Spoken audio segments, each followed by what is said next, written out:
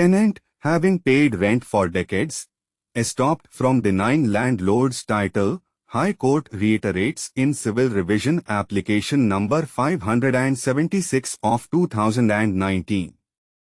Today, on 12th September 2024, the Bombay High Court in the matter of Kashinath Ramchandra Kolvankar, since deceased, through legal aids v. Gajanan Ramakant Desai and others, reaffirmed the eviction of the defendant from the disputed premises located at Dadar, Mumbai.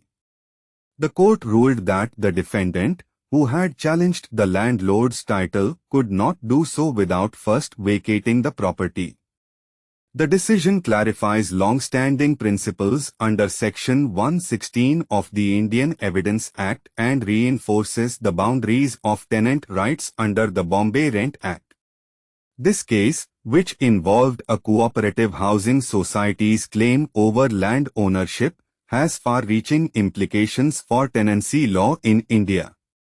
The court emphasized that under Section 116 of the Indian Evidence Act, a tenant who has entered the property under a rental agreement cannot later deny that the landlord had title at the beginning of the tenancy. The court ruled that the defendant's refusal to continue paying rent after 1988, combined with his challenge to the plaintiff's title, could not be sustained under law. The tenant cannot acquire rights of ownership through mere possession or assertion of claims. They must first vacate the premises and then pursue any claims to title.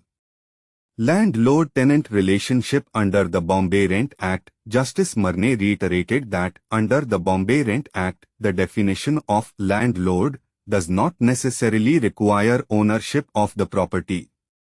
A landlord is any person entitled to receive rent.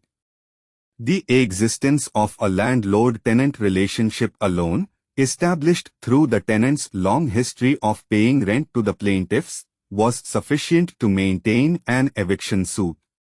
It is immaterial whether the plaintiffs have a formal title or ownership. What matters is that the tenant recognized them as landlords by paying rent.